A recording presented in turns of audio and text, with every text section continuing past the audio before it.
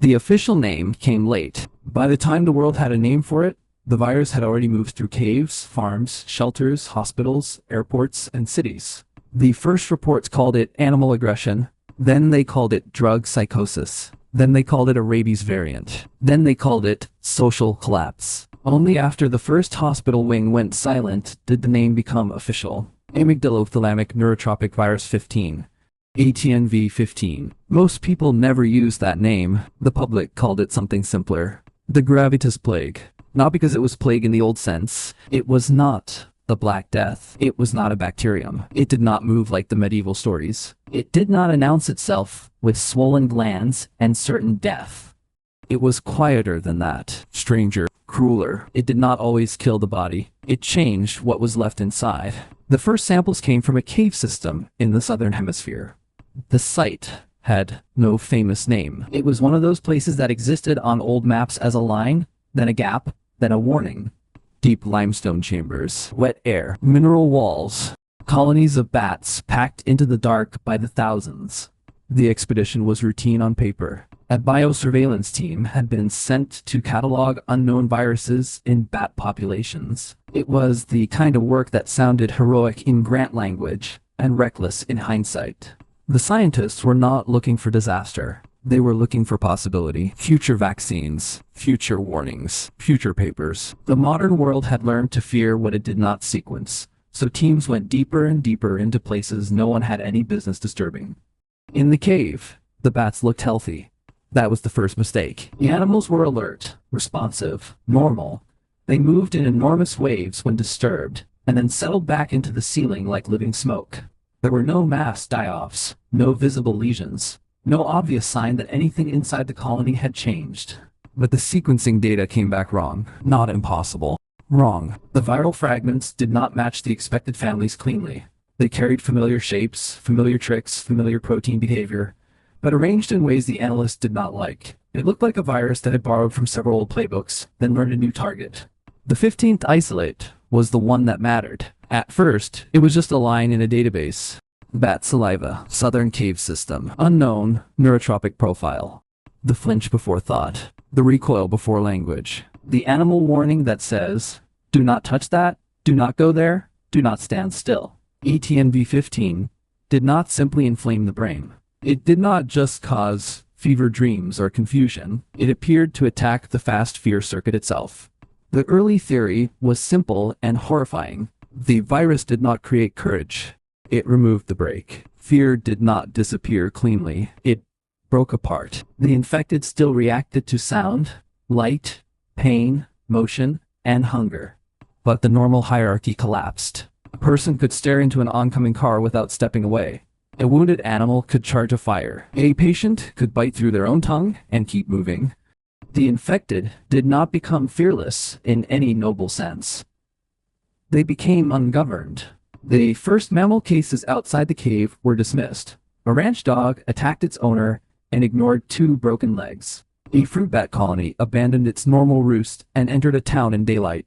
Feral cats began fighting in alleys until they died of exhaustion. Livestock stopped retreating from noise, pain, or flame. The reports were scattered, local, and easy to explain away. Heat, poison, parasites, drought, human stupidity. Then came the eyes. In every species, the eyes changed before the behavior became impossible to ignore. Not always cataracts in the medical sense, but a cataract like haze, a milky film, a dull whitening that made the animal look half-blind, even when it still tracked movement. Hunters described deer with ghost eyes. Shelter workers described dogs that stared through people. Nurses described patients who looked awake but unreachable. The eyes became the first symbol of the Gravitas Plague. Clouded, reflective, wrong. Inside the infected brain, the decline seemed uneven. Language degraded early in humans, not always at once. Some patients could speak in fragments for days. Others repeated phrases. Others answered questions with old memories that had nothing to do with the room they were in. One man kept asking for his mother while trying to claw through a glass door. One woman calmly recited a grocery list as she attacked an orderly.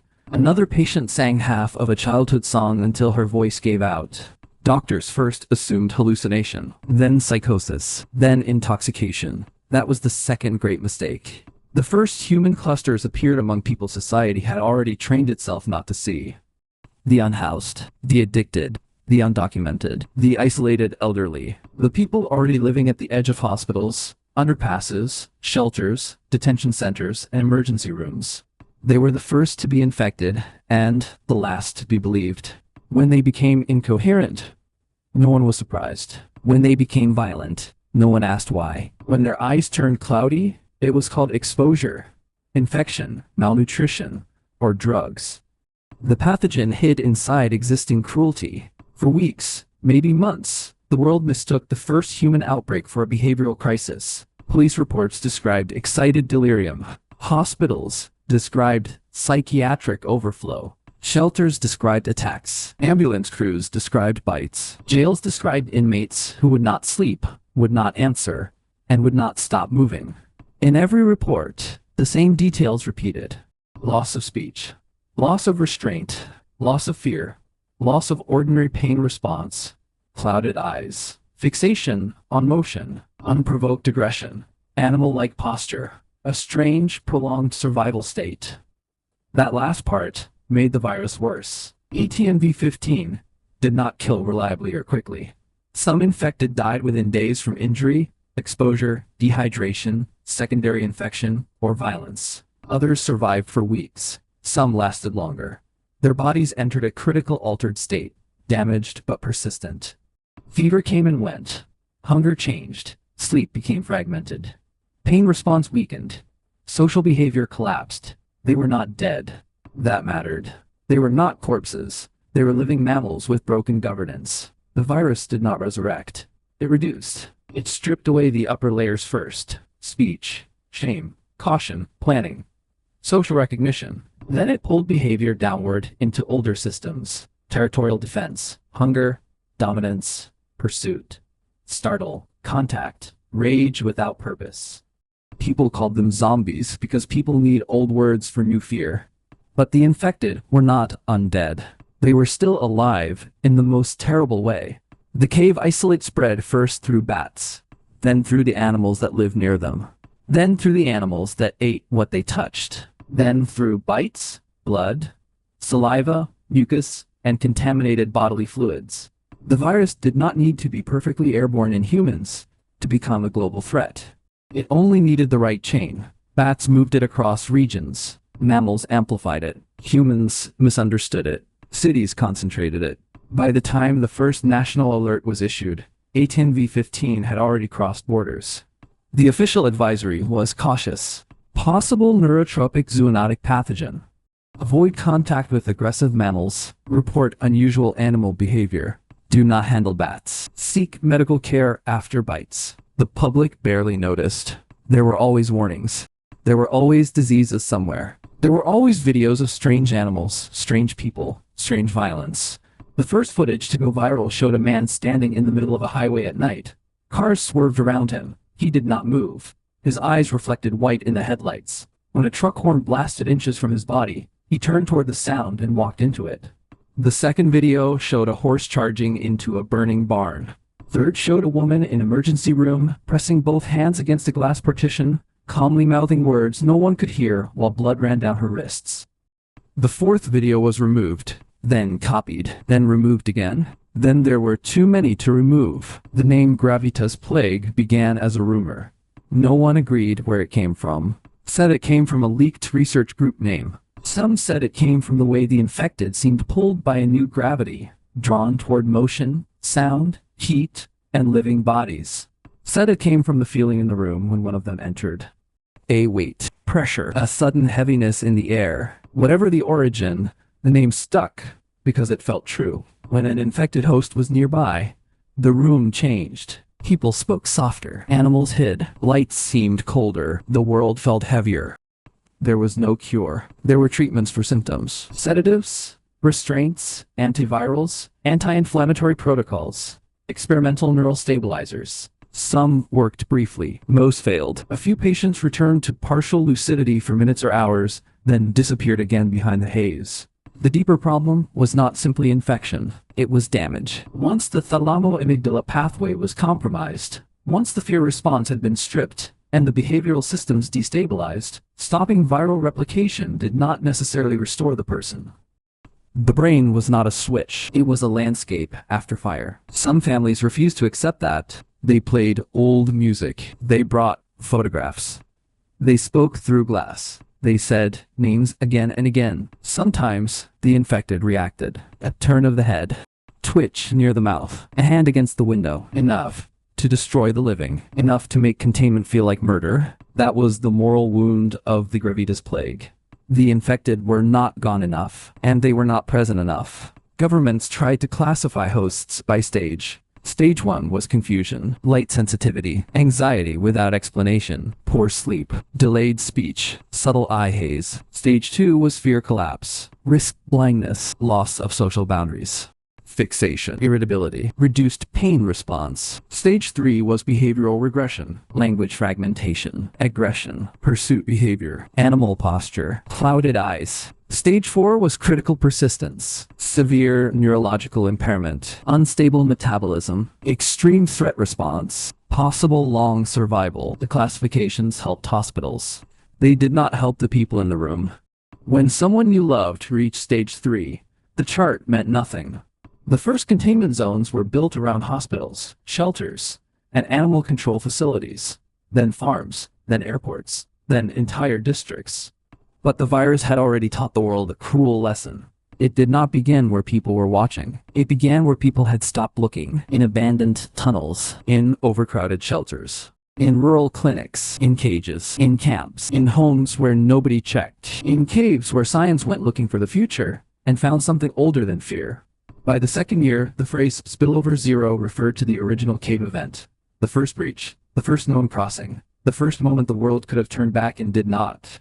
No one agreed on who was responsible. Some blamed the scientists. Some blamed governments. Some blamed the companies that funded pathogen discovery. Some blamed the people who ignored the early victims. Some blamed the animals. The truth was less useful. ETNV-15 was not evil. It had no plan. It found a route through mammalian life and followed it. The horror came from what it revealed. Civilization was not as deep as people thought. Fear was not weakness. Fear was architecture. Fear kept hands from flames. Fear kept animals from cliffs. Fear kept a person from biting, charging, chasing, striking, and screaming until the body failed.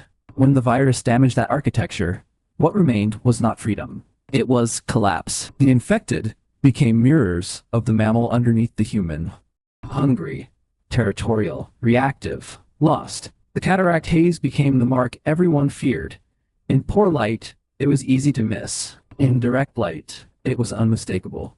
The eyes looked filmed over, as if the person had been pulled inward, and something older was looking out through fogged glass.